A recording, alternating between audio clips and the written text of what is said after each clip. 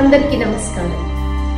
Police తుపాకీ వదిలి police లాంటి దెబ్బలకి ఎదురు నిలిచిన ఉద్యమకారిణి, వ్యక్తి యొక్క విముక్తి కోసం నిత్యం పోరాడిన దీశాలు, స్వరాష్ట్ర సంపాదనకై ఆవిడ నిత్యం పోరాడుతూ తపిస్తూ సర్వాన్ని త్యజించిన త్యాగశీలి వారెవరూ కాదు, మన ఫార్మర్ డిఎస్పీ నళిని గారు ఇటీవల తన FBలో మరొక లేఖని పోస్ట్ చేశారు.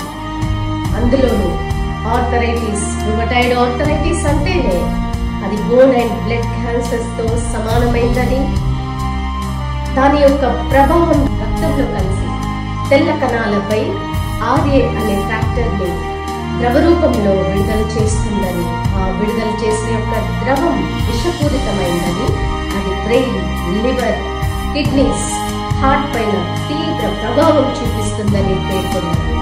వీటన్నిటి చికిత్స నిమిత్తమై తనను అభిమానిస్తున్న అభిమానులందరూ తనను దర్శిస్తూ తనని పరామర్శిస్తూ వారు ట్రీట్మెంట్ చేపిస్తామని సంప్రదిస్తున్నారు అంటూ ఈ లేఖలో పేర్కొన్నారు.